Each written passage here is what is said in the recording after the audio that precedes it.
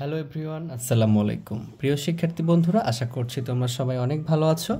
আজকে আমরা অনুশীলনী যেটা অধ্যায় 6 ছিল, 6-এর খ নম্বর করতেছিলাম, তার আমরা 9 নম্বর প্রশ্নের সমাধান করব। এখানে হিসাব করতে বলছে এবং এটা 64 পৃষ্ঠায় আছে, তোমাদের পঞ্চম শ্রেণী বইয়ের 64 পৃষ্ঠায় আছে। তো এইখানে কি বলছে দেখো, আমরা 9 নম্বরে যে ভগ্নাংশের গুণগুলো, ভাগগুলো, এগুলো আমরা শিখে আসছি। এটা আমাদের এই অধ্যায়ের 1 নম্বর এবং 5 নম্বর প্রশ্ন ছিল, কিন্তু সেখানে আমরা 2টা করে ভগ্নাংশের গুণ করছি এবং 2টা করে ভগ্নাংশের ভাগ করছি, কিন্তু এখানে 3টা ভগ্নাংশ আছে। এখানে 3টা ভগ্নাংশ গুণ এবং ভাগ একসাথে আছে। তাহলে চলো আমরা এই বিষয়টা ভালো করে শিখব এবং এইটা শেখার পরে আমরা 8 নম্বর প্রশ্নটা করব, কারণ 8 নম্বরটা আমরা করি নাই আগের দিনে। তাহলে চলো আমরা এটা শুরু করি। তাহলে দেখো, আমরা এখানে ইকুয়াল দিয়ে দিলাম। এখানে কি আছে? এইখানে আমরা দেখতে পাচ্ছি যে আমাদের প্রথম ভগ্নাংশ আছে হচ্ছে 7/15 বা 15/7। তার সাথে গুণ আছে 5/6 বা 6/5, যেটা ইচ্ছে বলতে পারো। তার সাথে গুণ আছে 3/14। এই যে 3টা ভগ্নাংশ গুণ আছে, এটাকে আমরা কিভাবে ক্যালকুলেশন করতে পারি? যেহেতু এই ভগ্নাংশ লব, এটা হর, এটা লব, এটা হর, এটা লব, এটা হর, তাহলে প্রত্যেকটা লবের সাথে লব গুণ আছে। তুমি এই 3টাকে একসাথে গুণ করতে পারো। এইটা গুণ, এইটা গুণ, এইটা গুণ করে উপরে লিখতে পারো এবং এইটা গুণ লিখে নিচে লিখতে পারো।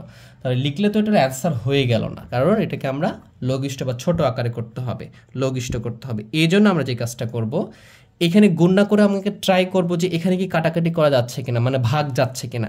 আমরা জানি প্রত্যেকটা লব গুণ হয়, কিন্তু লব এবং হরের সাথে কি হয়? ভাগ হয়। এটা আমরা দেখব।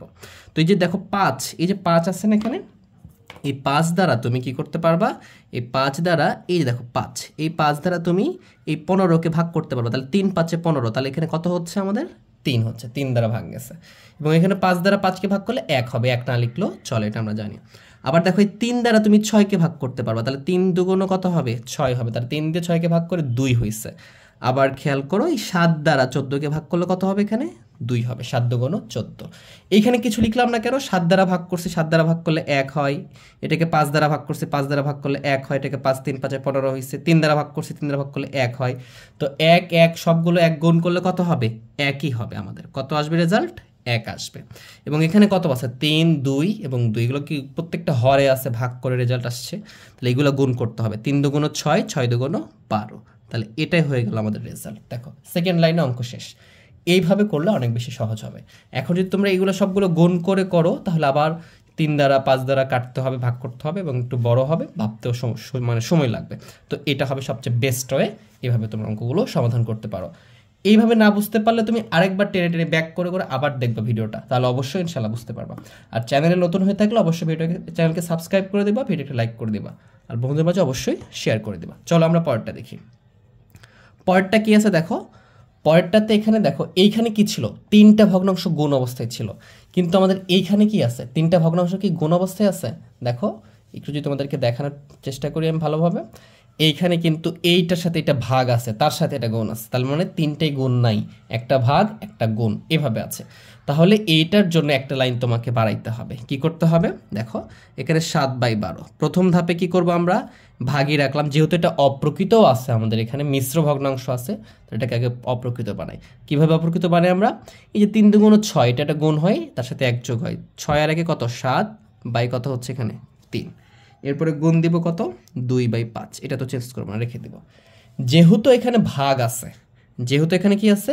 ভাগ আছে, তো ভাগের নিয়মটা কি করতে হবে তোমাদেরকে? দেখো, 7/12। যদি এরকম গুণ থাকতো আমরা একবারে ক্যালকুলেশন করতে পারতাম, ভাগ থাকার জন্য করতে পারবো না। এই ভাগের জায়গায় গুণ দিব, আমরা আগে শিখছি এটা। ভাগের জায়গায় গুণ দিব, দিয়ে নিচেরটাকে উপরে উঠাই দিব। তাহলে কত হচ্ছে? উপরে গেলে 3, আর নিচে ও লবে 7 আছে, এটা হরে পাঠাই দাও 7। গুণ কত হচ্ছে? 2/5। জাস্ট তুমি যেইখানে ভাগ থাকবে সেই চিহ্নটা গুণ দিয়ে দিব ভাগের জায়গায়, এবং ভাগের পরে যেটা থাকবে, যে সংখ্যাটা, যে ভগ্নাংশটা, সেটাকে উল্টাবো আমরা। এই যে 3টা উপরে গেছে, 7টা নিচে আসছে, এইটা কিন্তু উল্টানো যাবে না, এটা গুণ ছিল, এটা এইভাবেই থেকে যাবে। এখন আমরা আগেরটার মতো দেখো, 3টাই গুণ নিয়ে চলে আসছি, গুণ অবস্থায় চলে আসছে। এখন কাটাকাটি করবো আমরা। এই দেখো, 7 দ্বারা 7কে কাটলে 2টাই 7 কেটে যাবে, কেটে গেলে 1 হবে, উপরে 1 নিচে 1 লিখবো না আমরা। এবারে যদি তুমি মনে করো 3 দ্বারা কাটবা, 3 দ্বারা কাটলে কত হবে? এটা 3 4 12, 4 বার হবে, উপরে থাকবে কত? 1 না লিখলেও চলে। এখানে যেমন 1 থাকতো, এখানে 1 না লিখলেও চলবে। এই 2 দ্বারা তুমি 4কে ভাগ করতে পারবা, 2 দুগুণ 4। এই 3 দ্বারা 12কে ভাগ করে 4 হয়েছে, উপরে 1। আবার 2 দ্বারা 4কে ভাগ করে যায় 2 হবে। তাহলে আমাদের রেজাল্ট কত আসতেছে? উপরে কিছু নাই, এখানেও এক, প্রত্যেকটা এক, এক গুণ করলে এক, এখানে 2 আর 5 থাকতেছে শুধু, তাহলে 5 দুগুণ কত হবে? দেখো হরে 2 থাকতেছে আর এখানে 5 আছে একটা, এই দুইটা কি করতে হবে? গুণ করতে হবে, তাহলে 1/10। এইটা হচ্ছে আমাদের রেজাল্ট। তাহলে এইভাবে 3টা ভগ্নাংশ গুণ ভাগ এরকম থাকলে আমরা এইভাবে ক্যালকুলেশনগুলো সমাধান করব। চলো আমরা 3 নম্বরটা দেখে নিই। 3 নম্বরটা আমাদের এটা দেওয়া আছে, আমরা উঠিয়ে নিলাম। তাহলে এটাও দেখো, এই যে আমরা 2 নম্বরটা যেভাবে করলাম, এখানে ভাগ ছিল, এটাতে এখানে ভাগ আছে এবং এটা মিশ্র আছে, এটাকে আমাকে আগে অপ্রকৃত বানাইতে হবে, দেন আমরা এটা করতে পারবো। তাহলে চলো আমরা এটা সমাধান করি। তাহলে এটাতে যেটা ছিল এগুলো চেঞ্জ করবো না, 7/12 এটা রেখে দিলাম, গুণ 2/5 এটাও রেখে দিলাম, এখানে ভাগ আছে ভাগ দিলাম, 3 দুগুণ 6 আর কত হবে? 7/3 হবে। তাহলে ভাগ থাকার জন্য আরেকটা লাইন বাড়বে আমাদের, এই জন্য আমরা কি করব? এখানে 7/12 লিখব, গুণ দিব, 2/5 লিখব, এখানে গুণ দিয়ে 3টা উপরে লিখব আর 7টা নিচে আসবে। যেখানে ভাগ থাকবে গুণ দিব আর ওটা কি হবে? লবটা হরে যাবে, হরটা লবে চলে আসবে। এইভাবে ক্যালকুলেশনগুলো আমরা করব। এবারে দেখো এখানে 7 দ্বারা যদি তুমি ভাগ করো, 7 দ্বারা 7কে ভাগ করলে কত হবে? 7 × 7, এই 7 কেটে যাবে, মানে অ্যাকচুয়ালি উপরে নিয়ে যদি সেম জিনিসটা থাকে কেটে যাবে আর কি।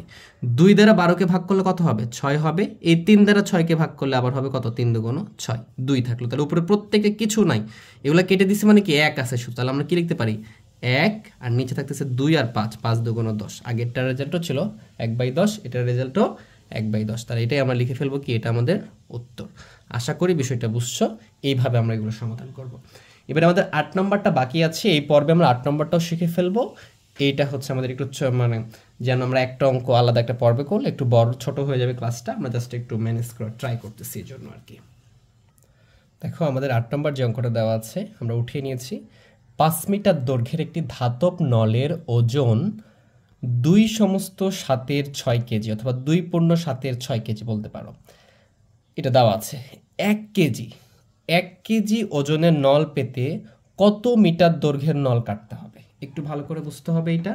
এটা কীরকম বিষয়টা? বিষয়টা হচ্ছে এরকম, মনে করো এইটা যদি একটা নল হয়, এখানে একটু দেখাই তোমাদেরকে, এটা ধরলাম একটা নল।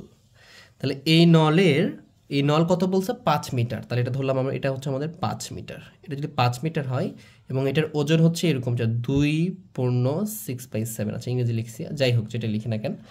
তো এইটার দৈর্ঘ্য হচ্ছে এত এবং এটা হচ্ছে ওজন হচ্ছে এত, কি এটা? এত কেজি। এটাকে যদি আমরা এই যে আমাদের এটা মিশ্র আছে, এটা অপ্রকৃত করি, তাহলে 7 দুগুণ 14, এটা কত হবে? 14 আর 6 20/7, মানে এত কেজি। এখন যদি আমি মনে করি এখানে 5 মিটার না রেখে 5 মিটার এবং এটার ওজন 20/7 কেজি, এটাকে আমরা 1 কেজি নলের নিতে চাই, এখান থেকে 1 কেজি নল কেটে নিতে চাই, অথবা যে কোনো কিছু মানে পাইতে চাই। আমি এখানে বলছে নল কাটতে হবে, তাহলে 1 কেজি নল পেতে যাচ্ছি। তাহলে আমি এমনি যদি খেয়াল করি যে এতটুকু হতে পারে 1 কেজি অথবা এতটুকু হতে পারে, তাহলে আমাকে 1 কেজি যদি নিই তাহলে এটা কত মিটার হবে এটা আমাকে বের করতে হবে। যদি আমি 1 কেজি নিতে চাই তাহলে এটা কত মিটার হবে এইটা আমাকে কি করতে হবে? বের করতে হবে। তাহলে আমাকে চাইছেটা কি? যে কত মিটার। তাহলে আমরা সাজাইতে পারি এইভাবে, যে 2 সমস্ত 7 6 কেজি অর্থাৎ 2 পূর্ণ 7 6 কেজি নলের 6 কেজি ওজনের নলের দৈর্ঘ্য 5 মিটার। তাহলে 1 কেজি ওজনের নলের দৈর্ঘ্য কত হবে পেয়ে যাব আমরা। তাহলে চলো এটা আমরা শুরু করি। তাহলে এভাবে লিখতে পারি আমরা যে 2 সমস্ত 6 7 কেজি ওজনের ধাতব নলের দৈর্ঘ্য 5 মিটার।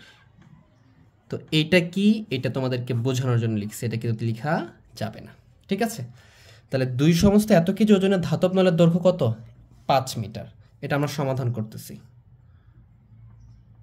সমাধান আমাকে বলছে 1 কেজি, তাহলে আমরা লিখতে পারি না যে অতএব 1 কেজি ওজনের ধাতব নলের দৈর্ঘ্য কত হবে? আচ্ছা, আমরা তো আগে 6 এবং 7 নম্বরটা করেছি, এটাও সেম প্রসেস। যদি 5 কেজি ধরো, মনে করো 5 কেজির দৈর্ঘ্য যদি 5 মিটার হয়, তাহলে 1 কেজির দৈর্ঘ্য কি হবে? কম হবে, কারণ 5-এর চেয়ে 1 কি কম। সিমিলার ওয়েতে এখানে কি আছে, বেশি আছে। তাহলে এত কেজির দৈর্ঘ্য যদি এত হয়, তাহলে 1 কেজি মানে কি সবসময় কম।